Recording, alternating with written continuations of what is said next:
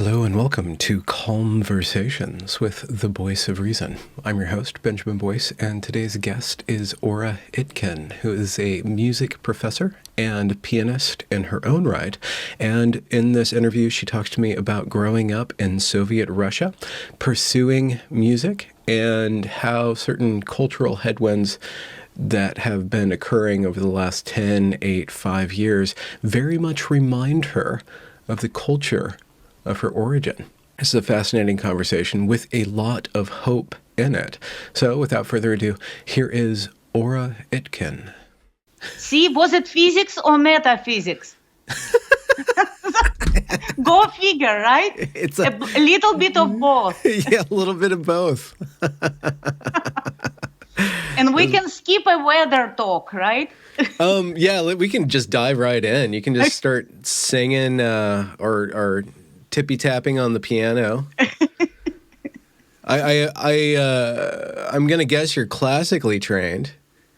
I'm classically trained by my jazz saxophone player father.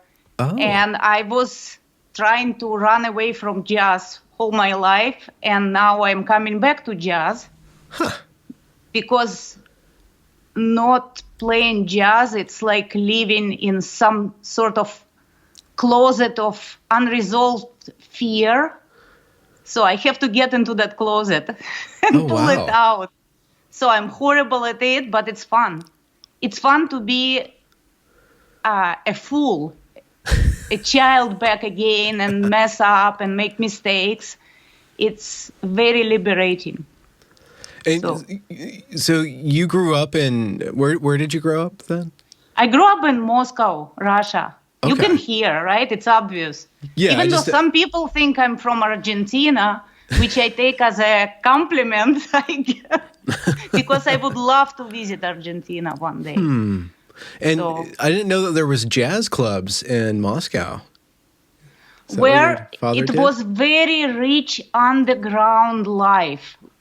Sort of counterculture, and I was sipping in it from early age. I remember my dad actually used to be professor of radio engineering in college. Okay. And at age 30-something, he realized that jazz is his calling, but it took him years to realize that he went to radio engineering because he was trying to tune on to jazz waves, which were obviously blocked. They tried to block it. He was trying to figure out how to find these jazz waves from the West, right? From Empire of Evil. And that made him falsely think he loves radio engineering. But then he realized it was the jazz. So he went and pursued from the beginning. He was self-taught, played by ear, and he was one of the very first jazz musicians, actually, who started playing in a jazz orchestra officially recognized. But I have very vivid memories of following him to these underground cafes filled with smoke and drinks and people with this spark in the eyes, kind of that obsessive desire to absorb this sound and kind of melt together, and just so very vivid memories. How old would you be in these memories? Like 3, 4. Yeah, kind of always being around adults.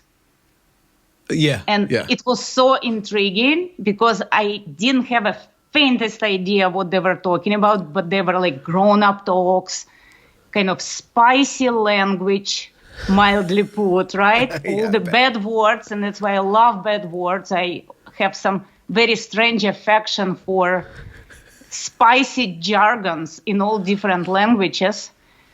And I call it spicy because I think it's one of the spices of the language. Otherwise, the language is bland. Yeah. So, and too much spice kills the taste buds, but just a sprinkle here and there. Yeah, and then I went to classical music because that was the only formal training available. Nobody would formally train jazz. And once they figured out I have absolute pitch, so I was kind of like, okay, I guess I'm doomed to do. My dad says, okay, I have to do something about it. So, and then I hated it.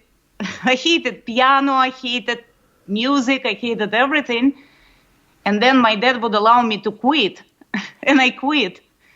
And it took me several weeks to realize that something huge missing out of my life. And secretly, I came back to playing on my own terms.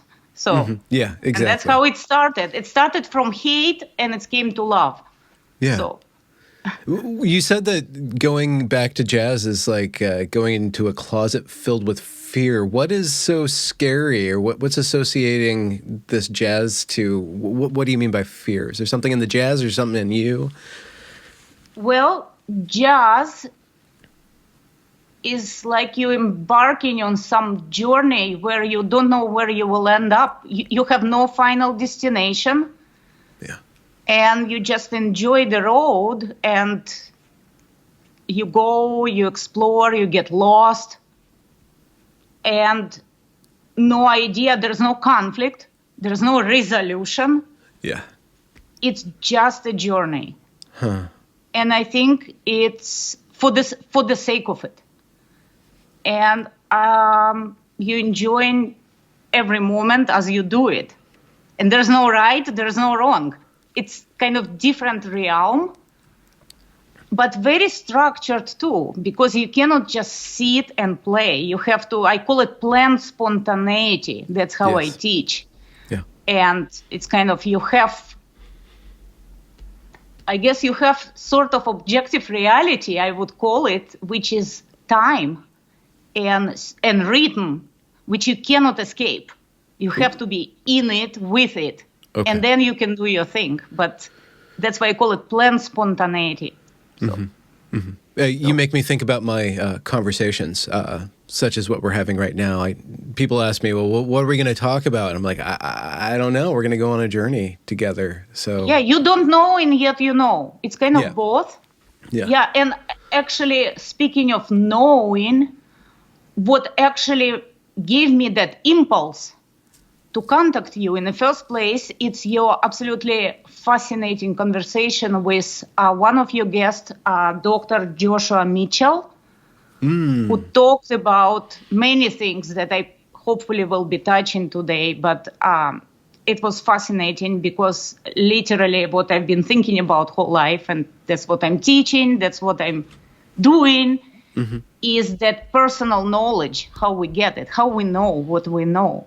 And so I've been thinking about, cancel culture, the kind of the suppression of ideas that's kind of running rampant, especially in certain institutions, and maybe within even, we could say, probably particular generations given over to canceling one another, crafting what is proper, improper to say. The flip side of that cancel culture, or that oppressive kind of wave that's going on right now, is that that causes people to go underground. Just like your father, they start to figure out how to sneak signals back and forth across the world, and it opens up another realm. Though I'm not for totalitarian authoritarianism, at the same time, that really concentrates the artists. It concentrates, which is wonderful, but that's how majority of the art was born. I think in a way, it's a horrible thing, but it's a wonderful thing, because it kind of provokes our resistance, kind of our it triggers our immune system. Yeah. And I wrote to you what I wanted to talk about, how we can boost our immune system. So, because by nature, we are creative species, right? We have to survive. We're survivalists. So it triggers our survivalist instinct, which is totally doped by media, by painkillers. I call it Advil. I teach in my seminars. I have a whole topic. I call it Advil, painkillers. Like everything is great, but we just suppress something creative in us, right? Yes. So I think it's a good thing that's happened now, because it will be something new awakening, as opposed to wokeness. There will be the counter wokeness, which will be, I think, wonderful regenerating process for society. I'm very optimistic. I'm pessimistic and optimistic, again, both. I think we need to hold both of those, because it's not simply good enough to be anti-woke, to be against it, to be a critic of it, though it is very important to criticize it. And I hope that we can talk about how it's reminding you of Absolutely. where you're from Russia. But there's another thing, of the giving something problem better. with just criticizing it. I almost feel I was very angry at what's going on, and I was thinking, oh, it's a deja vu. Am I back in 8th grade where I had to memorize Marx's manifesto and have a good grade, check mark, like, hello, am I back in 8th grade here in the United States? Can we grow up? So, but now it seems that, okay, things are on the surface, like teenagers, right? They all have pimples, right? Pimples, hormones and stuff. Okay, get over yourself. Start making something. Start doing something. So we have to get over that wokeness and anti-woke, because anti-wokeness can become dogmatic as well. Yeah. It's another box. We're jumping from wokeness to anti-wokeness, and that's how we're going to jump from one box to another. So there have to be some third entity, kind of, that opens some creative channel that, I guess, transcend, right? That yes. I'm talking now in almost Hegelian terms, I was gonna right? say, But because otherwise the pendulum will be going back and forth. And pendulum, it's big part of my interdisciplinary seminars that I teach. Okay. Just to actually look at what pendulum does historically, culturally, mentally, etc. So it's important to recognize. And so how many things are you teaching then? And what topics do you cover? Well, just all these different things. Piano, philosophy, aesthetics, it sounds like. I would say how many things my students teach me. Because I consider myself a student of my students. Because that's why I love what I do. I teach piano. I teach in college, in music department in one of the liberal arts colleges in Midwest. And you're allowed to be interdisciplinary in your And I college teach courses, interdisciplinary seminars. I had wonderful seminars with professor of mathematics, with the colleagues, which I encouraged in our college, and I think it's a wonderful thing.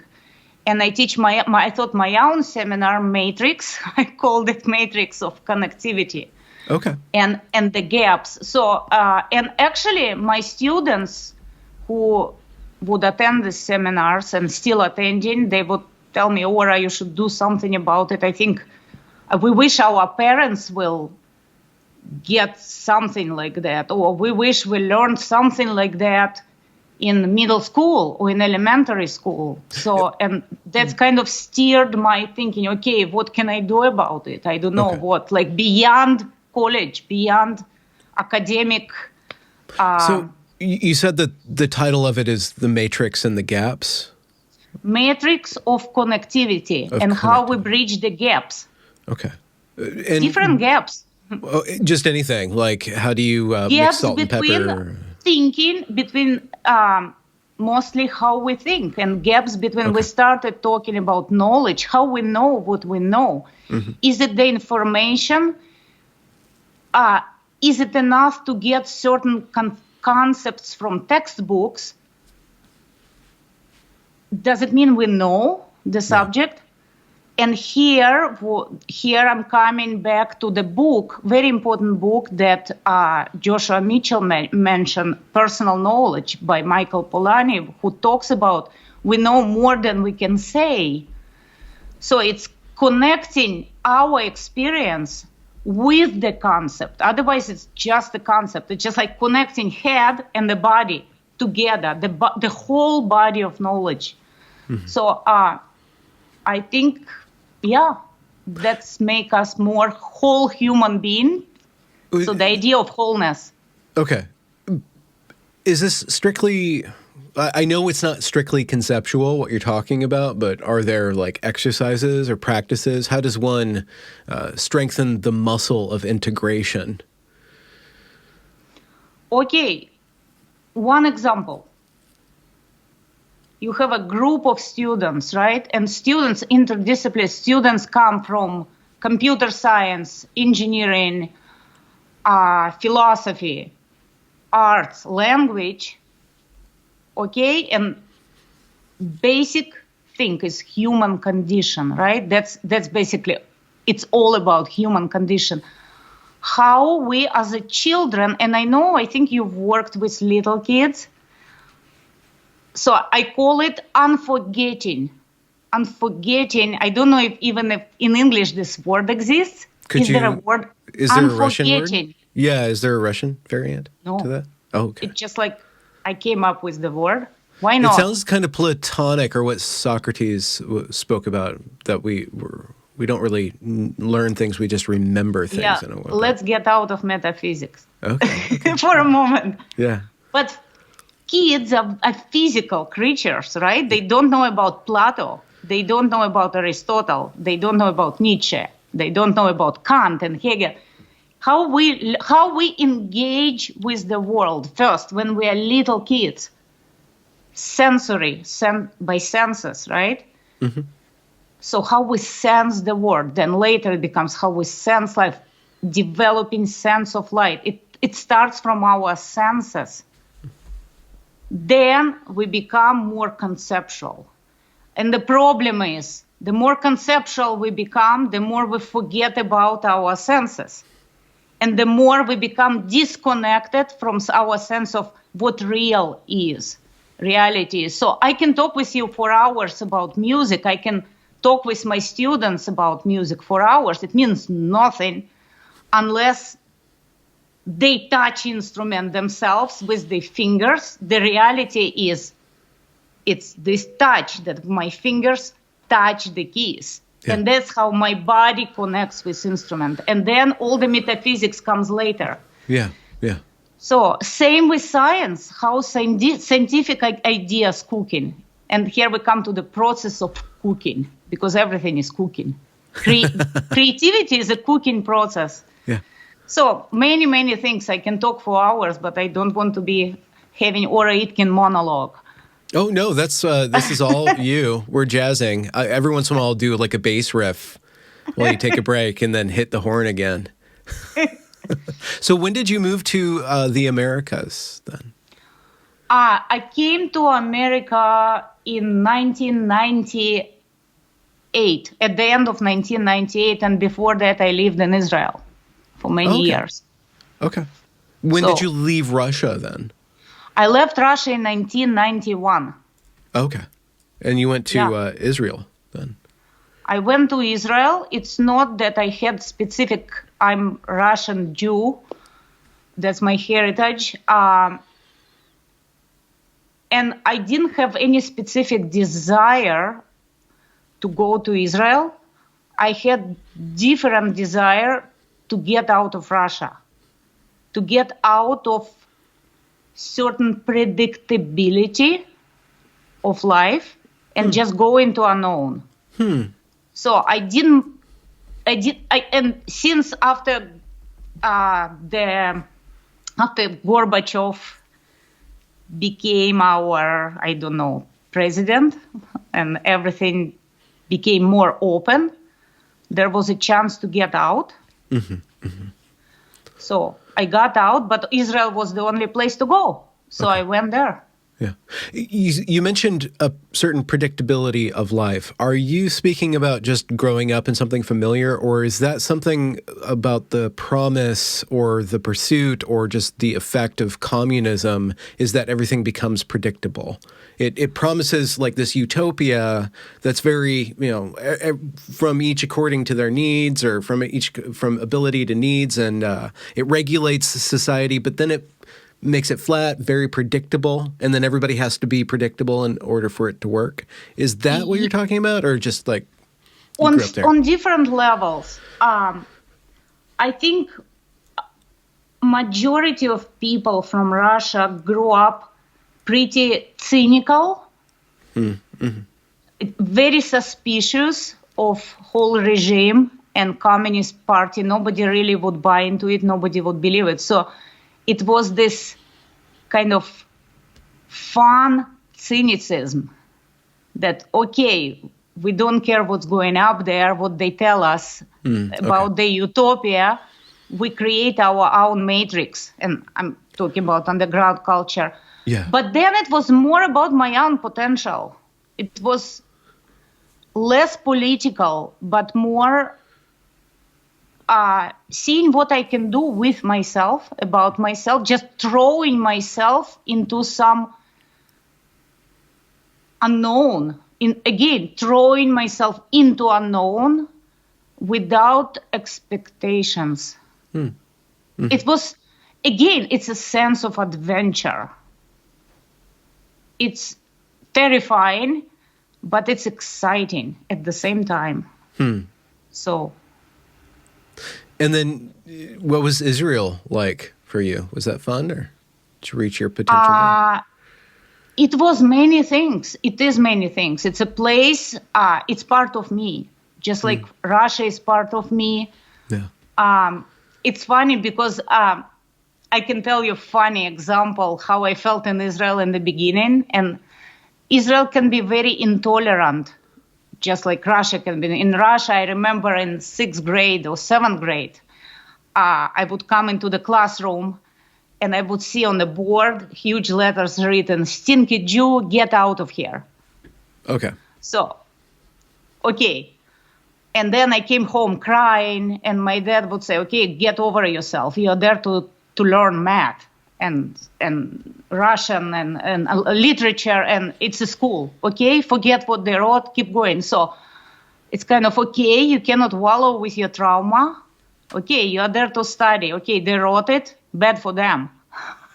Then I came to Israel, and because I didn't know Hebrew there, I would hear somebody commented on me, "Oh, these stinky Russians, why did they came here?"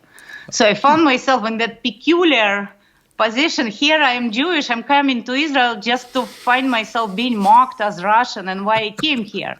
So it's another intolerance. Yeah. So you can find it anywhere. Yeah. So now in United States, it's same everywhere, and I'm always thinking how we can get over it. Yeah. Was there a call to you from America to throw yourself into the unknown again? Why did you pick up and move from Israel to the United States? We moved here for my husband research, postdoctoral research. Oh, okay. So we came here for 1 year, and then it's postdoctoral position. Then it was another year, and I couldn't stand it here. Also, it was hard to adapt. After spicy, again, I constantly use the word spicy Mediterranean, which Israel, Middle East, right? It seemed to be, we ended up in suburbs of Chicago where everything was flat. Yes. No coffee shops, no nightlife, no vibe. Like everything is bland and flavorless, and the only thing that I could go to was my only entertainment was Cub food. So nothing else. So, but little by little, we stayed here. So we didn't technically emigrated to United States. We came for my husband's research. I started performing, and I was hired to teach and kids. And that's how it went. Yeah, so yeah, we're here. I'm here. So when did things hit your radar, the current climate right now within colleges, but beyond colleges? It started in the colleges, this kind of cancel culture or wokeness or whatever you want to call it. When did you start becoming aware of it? Many years ago, when my daughter went to college, actually.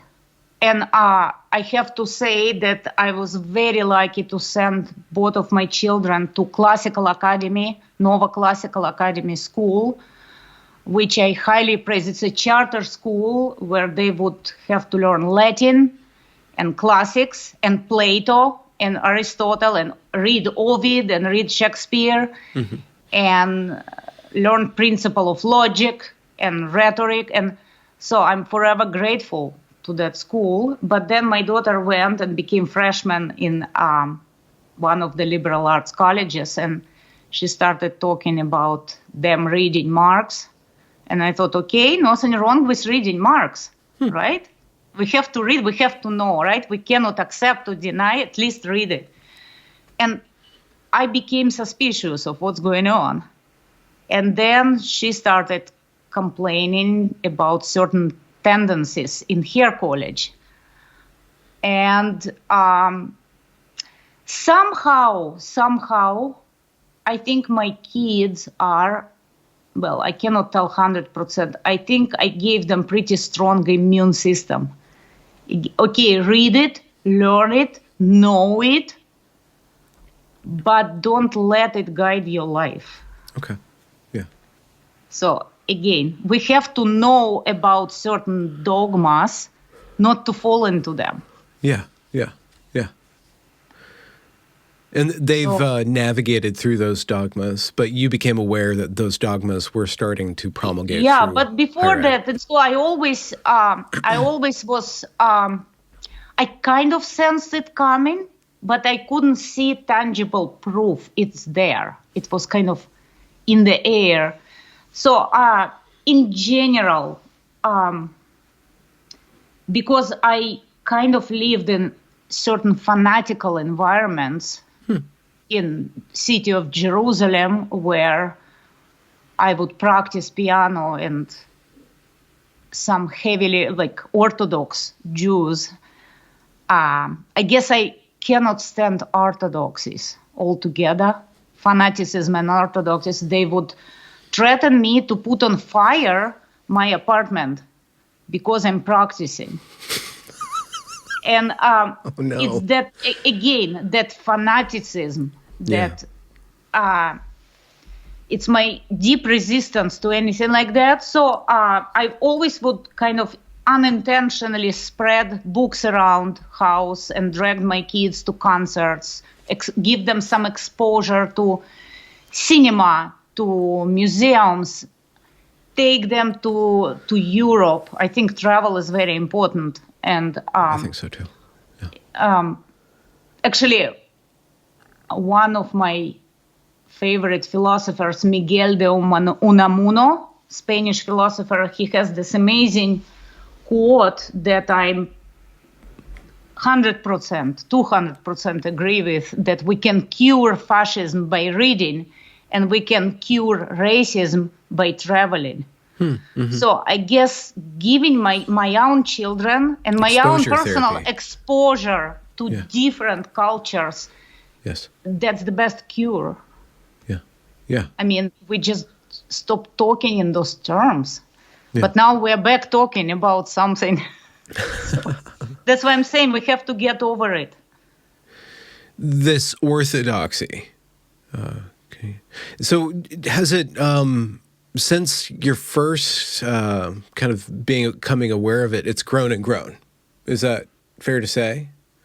Do you think it's... Can you repeat it again, your question?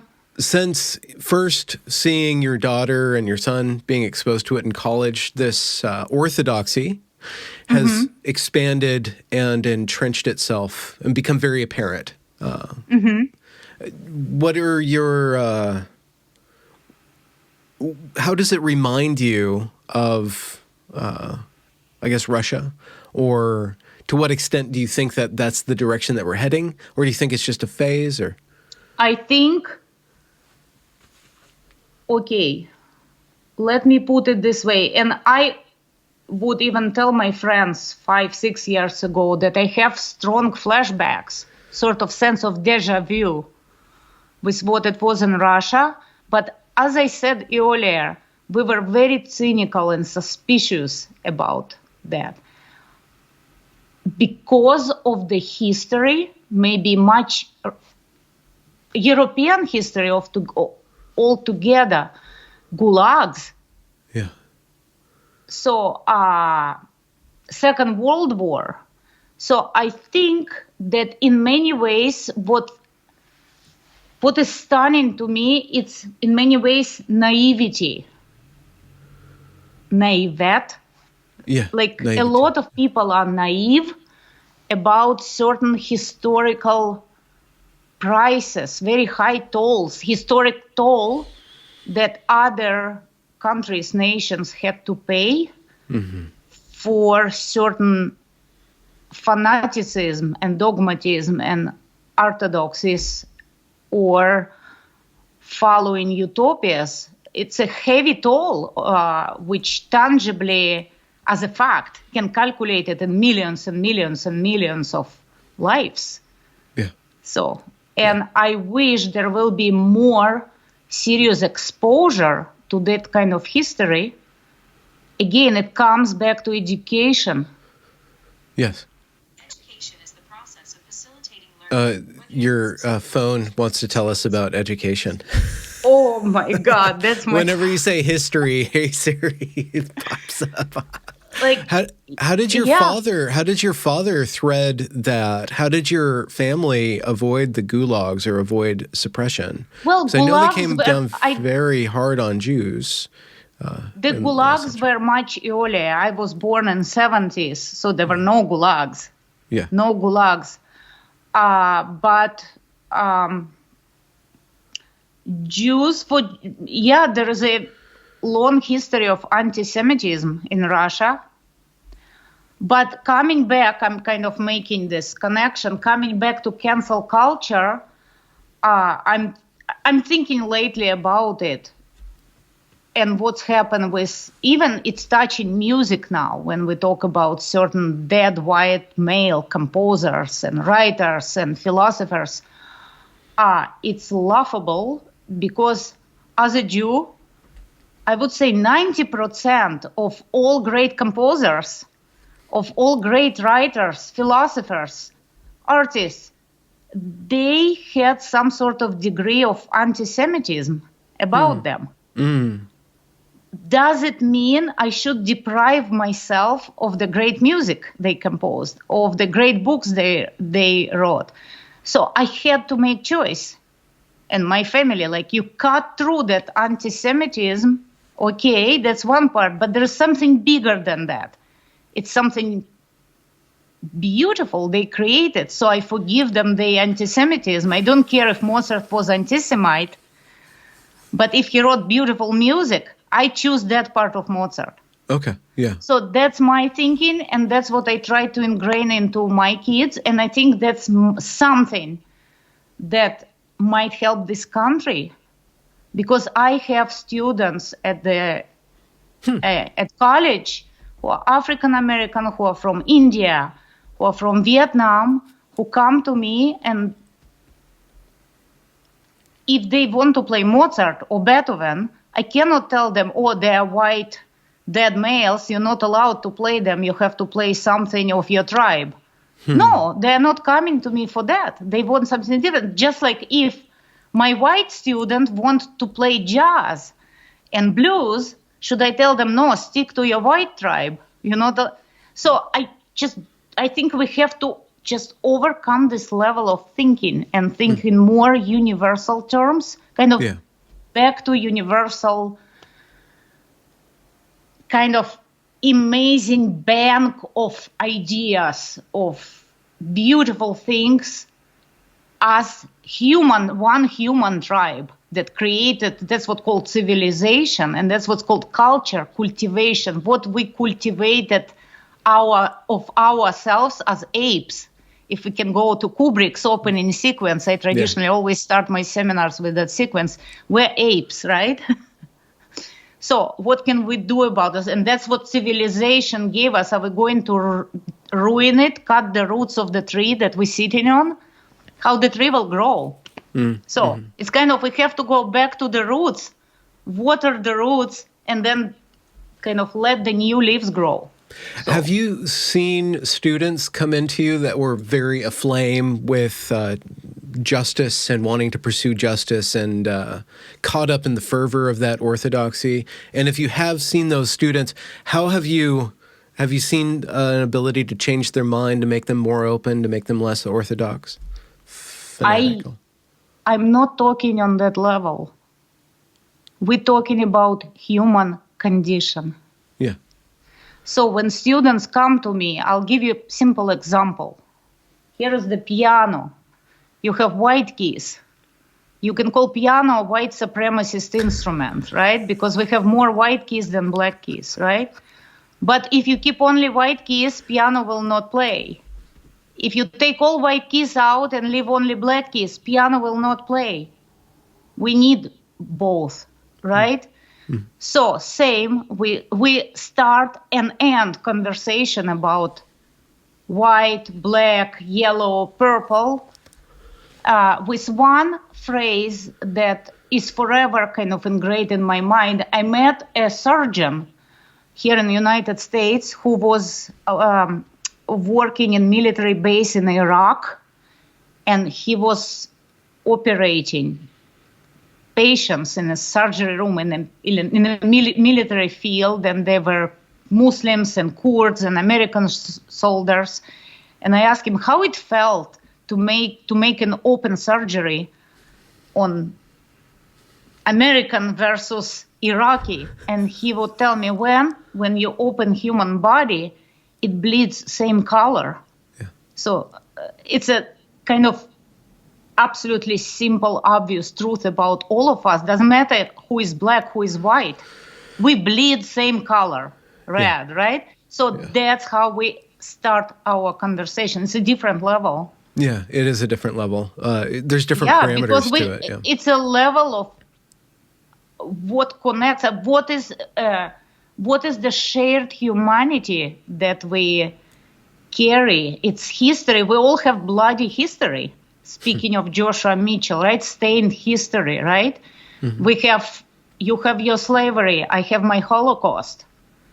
Should we compete? Who is more painful? Okay, we all have traumas. Let's acknowledge it. Let's talk about it. And let's see how we can move through it and build some. So I'm trying to open different perceptual channels. Mm-hmm. I guess open mind, which Dr. Harold Bloom wrote a fascinating book, The Closing of American Mind. Mm-hmm. So maybe it's time to, us educators, start opening minds, our own minds, and then kind of excite our students and people around, kids and parents. It's a work. Kind of get excited about your fellow human being, regardless of colors of skin and races, and appreciate it as a true diversity, right? That life will be bland and spiceless without us being so different and diverse. Yeah. So can we just celebrate it? Yeah.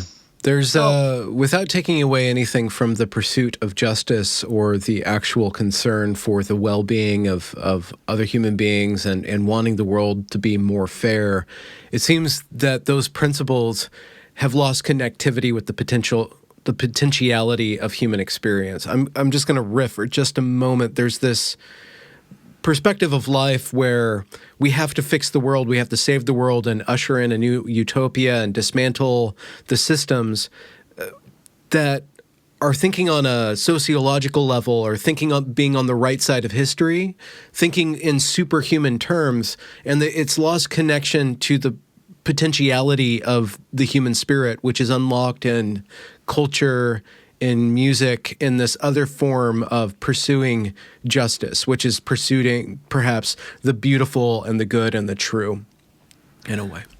Well, the thing is, at the root is a beautiful idea, right? But again, we talked in the beginning about all ideas like in the air, right? Our mind lives with ideas. But once we build start fetishizing, right, this idea, we start blinding ourselves. We're creating more and more blind spots and disconnecting from reality. Yeah. And reality, no, the world is there. Who we are to fix it? Are we missionaries of fixing the world? And how we fix the world is there. We live in our time, right? What can we do to be co-creators of this world? Okay. So rather than fixing something that's broken, it seems like there's more of a living idea there, where I'm co-creating the world rather than pursuing this end goal, the telos, or the motivation, the principle. The other side of the rainbow, as James Lindsay puts it, right? The world is given to us, and there is a place under the sun. It's there. Appreciate what you have. It's given to us in terms of we have this rich cultural traditions, multiple, like, world is polyphonic, right? In music, there is a term polyphony, right? Multi-voicedness. World is polyphonic. Yes. Open your tentacles, right? Your ears, your eyes, your senses. That's why I started with children, right? Yeah. Children are absorbing, right? And take in what we already have. Don't deny it. Don't cut root of the tree. The tree will die. So this country, America, if we cut its trees, and trees are, again, it's a muddy history, like it's a dirt, right? But it's a history. We cannot erase it, right? We cannot erase it, and we cannot replace it. But we can learn from it, and we can appreciate the good things that were done. We can learn from bad things, and again, become more reinventors, I get. So I think it's time for innovation. In what? In what way? Do you have any clues? Thinking. Okay. Education. It all starts with education, which is work. Rethink whole education. The education systems seem to have been captured by these more or less fanatic ideologues, or more or less justice-centered people. And that's why I'm thinking, I still don't know how I will do it, and maybe your listeners will give some feedback. I'm thinking of maybe starting platform which will bring largely disconnected areas. On one side, I see it as a collaborative process. Parents in total disconnect from teachers. And teachers, I mean, on different levels, from elementary school, middle school, high school, college, academia, which is totally like some other realm. Yeah. And I think it's false, bringing students together. Students, parents, academics, and educators into the conversation table to kind of reduce this disconnect. I talked about bridging the gaps, right? Yeah. So it's a huge gap, and huge gap between these infectious ideas, right, that take over, right, and actually real world. I think COVID does not help, because we became more disconnected from each other and from real world, and more disconnected even from our own creative potentials and abilities to self-actualize. And maybe all these crazy, horrible events that happened through 2020, they all a result of it. We don't know. But what's happened. Yeah. Let's hopefully it doesn't happen again, but who knows at this point. Yeah, but I will be curious to hear what your listeners, if they have any commentaries or feedback. I'm thinking of actually starting this platform with some of my former students who wants to be a part of it. So in order for there to be a coming together, there has to be like a theme or something to do. So what is the principles of education? What are the things that need to be focused on? Like, what is the root, according to you, of what is the beginning of this innovation or this renovation of education? Education have to give a person tools of living in real world, not in imaginary world. It should provoke imagination that will help us to live in real world instead of suppressing real world and living in imaginary world of utopian ideas. It's a different process. I think us educators should rethink our own passions in terms of I'm asking myself, what am I passionate about? Because if I'm not passionate with something real, how can I inspire my students to be real? So, but it's exposure, it's certain level of vulnerabilities, personal vulnerability as a teacher I have to take, and I'm willing to take that, and I'm doing it. Being real with my students, not being a professor, well, yes, but being a human being, speaking back. We have to reclaim our humanness. Is there a word, humanness? Humanity? Humanity, yes. Yes. Yes. And how can music possibly help with that? Well, how have you watched your students being exposed to music awaken up to this humanness? It's exposure to beauty. We don't talk about beauty. We talk about horrible things, ugly things. But again, it's a beauty. It's co-creating, creating something, like being able to play a beautiful melody or being able to jam together. And I guess I always say there will be a beautiful utopia if politicians will be musicians, because musicians, if you play a duet, right, or if you play in a jazz band or in rock ensemble or in a orchestra, it doesn't matter about styles or whatever, you learn how to listen to each other. You learn to compromise for the common good, right? Here I'm using the words, not in moral sense, but also in moral sense, how you bring your expertise of me playing piano and you playing violin or you playing saxophone. And we are here in this time and place, right, on the stage. And we find a way to make it through together and co-create something beautiful.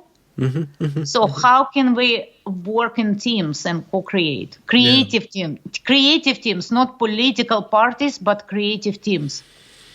So yeah, I don't know to what extent we can get our politicians to act like trained musicians rather than rock stars. We cannot.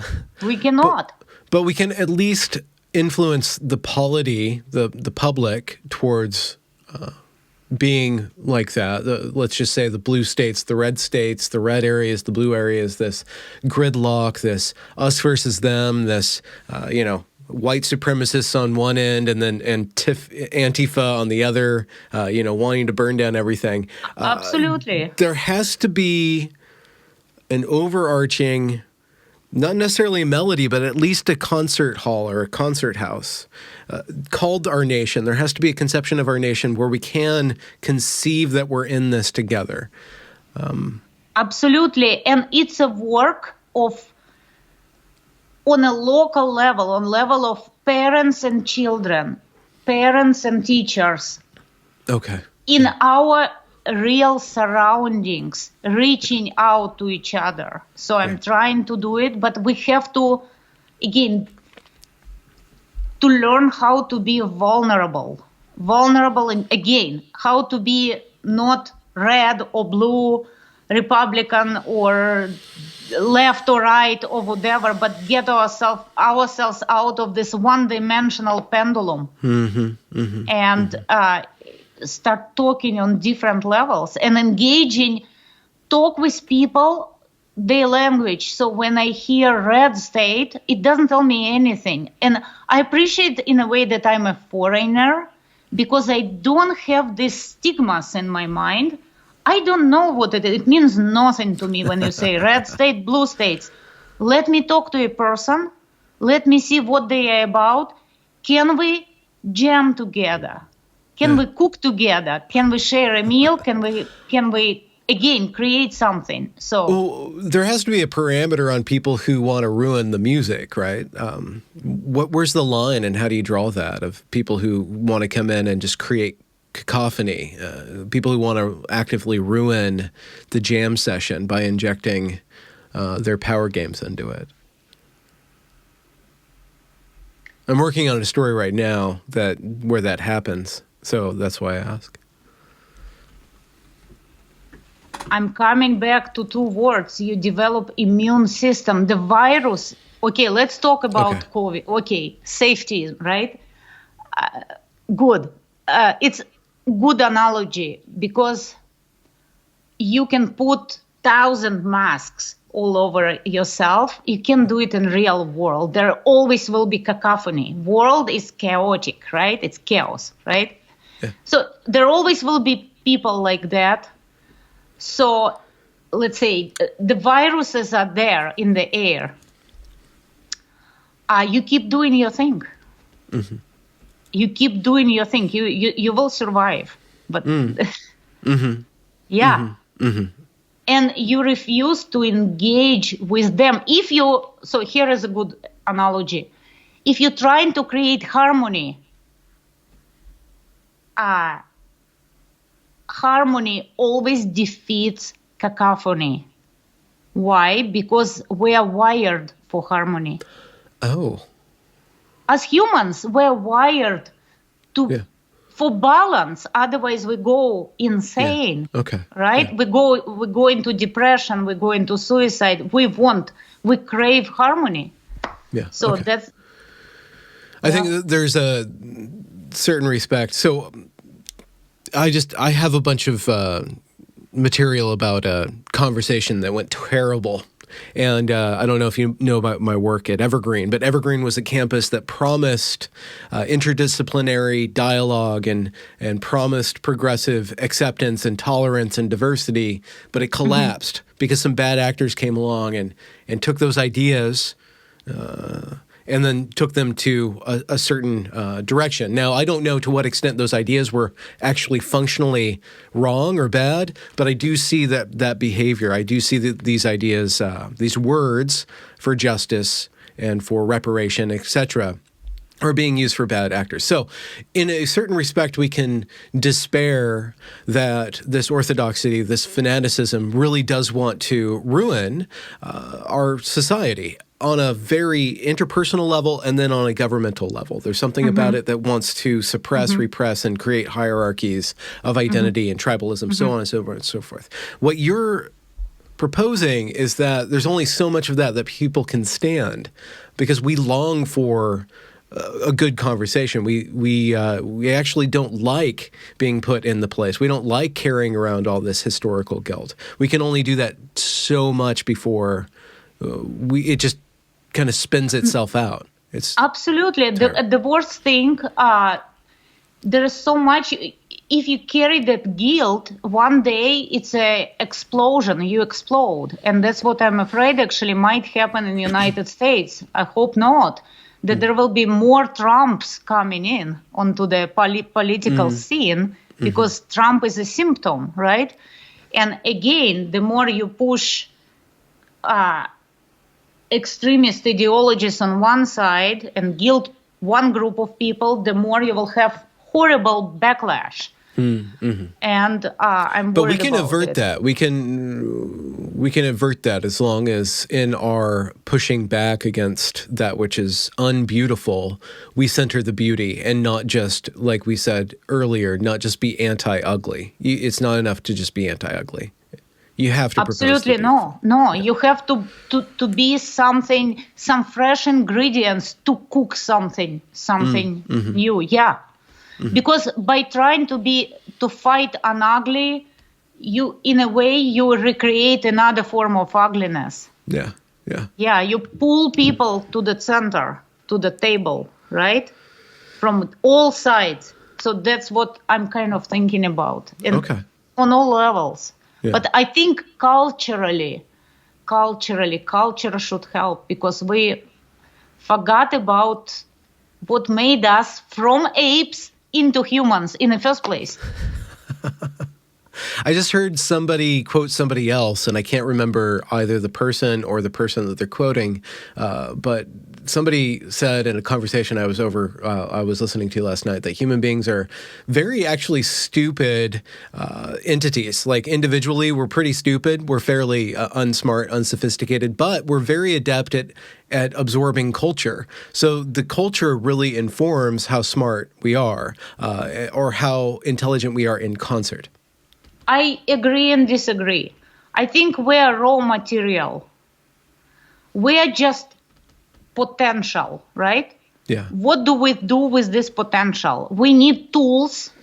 And speaking of education, from early age, parents, we need to realize what tools we have from the past that will help us to reinvent ourselves and move forward. And we're not stupid. We're a huge reservoir. Our mind is huge reservoir, but what we fill it with. But it's a personal responsibility also, right? Yeah. It's in a way, how we refine ourselves, how we make a better version of ourselves with the potential we are given. Yeah. On individual level and on societal level. Like if we take more personal responsibility, instead of fixing the world, fix yourself. In a way, improve yourself. What can you do with yourself? How can you improve your conversation with just one person in front of you? Not whole country, one person. Yeah. So it's very, I think technology tempts us into being demagogues, tempts us to speaking to the crowd rather than to the individual. Talking heads, no bodies. And there's one very important thing, and we're very touch-oriented creatures, right? We deprived of this, I would say, intimacy of human interaction. And I think coming back to that intimacy, and we're coming back again, making kind of circle how we started to knowledge, how we know another person, how we can carry intimate conversation, like really on deep level, like human to human. I think you breaking that technological shield and you doing something uniquely wonderful, because I don't feel that barrier. You are real when you're doing it. And you are many different kind of yous. You're this and you're that. So kind of discovering how different we can be. We're not one-dimensional creatures, right? Yeah. So, yeah. But I do think even online we can cut through the shield. Yeah. And I think, humanity is able to snake through the pixels. We're very sneaky. I'm very sneaky person, right? We're sneaky. And we're resilient. Look, we survived thousands of years of wars and genocide and plagues. And so I do believe in very resilient spirit of human beings. So would you be open to playing a piece of music at the end of this conversation? Something that you're working on or your favorite? Would you be open to giving some culture into this broadcast? I would. Yeah. I Do don't you know how want me well the to? micro. Yeah. Do you have something that you're mastering, or something from I'll play the old something. country, or Yeah, something I'll from? play something. I talked about place that I want to visit. I dream to visit, and I've been to many places. It's Argentina. Yeah. So I'll play a piece from that region. It's called Alma Brasileira. It's Brazil and Argentina, Latin America. It's the place I never been there, but I dream to visit. Yeah, it's calling you for some reason. It's calling me. Yeah, yeah. Okay, I'm next to my piano. Actually, I wasn't. I see it right there. It's been in the shot the whole time. I know. Yeah. Could you hear? Yeah. So I take it out. You can take them out.